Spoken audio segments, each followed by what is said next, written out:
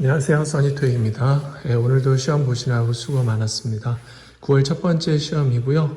보통 9월달 시험 같은 경우는 예전 같은 경우 시험이 한 번밖에 없었을 때는 시험이 한 해 중에서 가장 어려웠던 시험이 9월인데요. 요즘에는 뭐 시험이 한 1년에 26번 있으니까 뭐 난이도가 어렵다 쉽다라는 게 사실은 예측하기가 쉽지는 않습니다. 오늘 시험 같은 경우는 LC 같은 경우 2가 지난번하고 비슷한 수준이었고요. 파트 1은 좀 무난했던 것 같습니다. 3, 4 이번에 조금 어려웠습니다. 후반 부분보다는 중반 부분이 3, 4가 각각 좀 어려운 문제가 있었고요. 살짝 놓칠 만한, 예를 들어서 한 세트가 3에서 4, 3, 4에서 한 세트가 세 문제인데 두 번째 문제 고민하다가 세 번째 문제를 놓치는 그런 문제들이 좀 몇 개 보였습니다. 그리고 이번 시험 같은 경우는 그 영국 여자, 젊은 여자, 요즘에 이제 영국 젊은 여자가 등장하죠.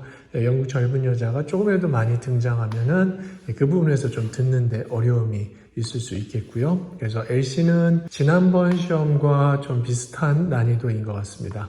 RC 같은 경우는 파트 5는 무난했고요. 이번에도 새로운 어휘 문제가 좀 나온 것 같아요. 어려운 단어는 아니지만은 새로운 어휘 문제가 나왔고요. 6가 지난번 8월 말 시험이 어려웠었는데 이번 시험도 5, 6, 7 중에서 지난번과 마찬가지로 5, 7보다는 6가 어려웠다라는 거. 특히 이제 문장 고르는 문제에서 약간 한 문제 정도가 고민이 되는 문제가 있었고요.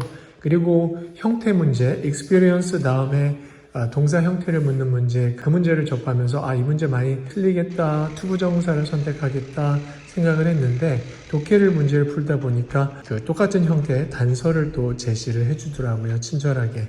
그래서 아마 독해를 하면서 그 부분까지 잘 살폈다라고 하면은 파트 6에서 동명사 ing 형태, experience 다음에 전치사 in이 생략된 ing 형태를 고르는 문제, 그 문제를 만약에 투부정사를 선택을 했으면은 고치지 않았을까 생각이 듭니다. 그래서 그 문제 같은 경우가 토익시험 뭐 20년 이상 시험 봤지만 그 중에서 처음 나온 것 같아요. 명사 뒤에 동명사 형태 선택하는 문제로요. 파트 6 좀 어려웠습니다. 문장 고르는 거. 7은 제가 근래 한 몇 년 동안 시험 본 것 중에서는 그래도 가장 짧은 지문이지 않을까 싶습니다. 그래서 학생들이 이번 파트 7은 시간이 좀 남았다 라고 이야기하는 학생들이 많을 거라고 봅니다. 그래서 파트 7 이 정도면은 거의 뭐 역대급으로 짧은 수준의 독해라고 보시면 되겠습니다. 그래서 평상시보다는 한 5분 이상은 좀 더 시간이 더 남을 거라고 생각을 해보고요. 싱글 같은 경우 더블, 트리플 3개 다 합쳐가지고 기사문이 일단은 하나도 없었고요.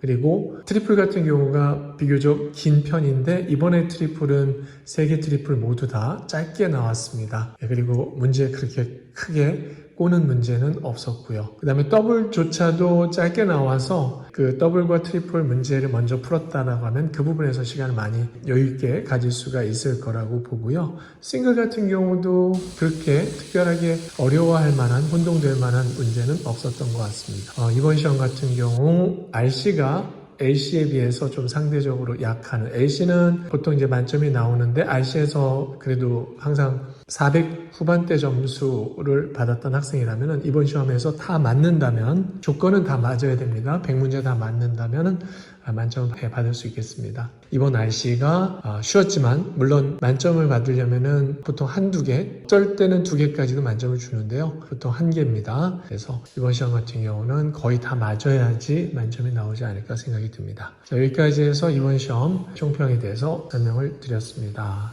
오늘도 시험 보시느라 고생했고요. 모두들 다 좋은 결과 있기를 바라겠습니다. 감사합니다.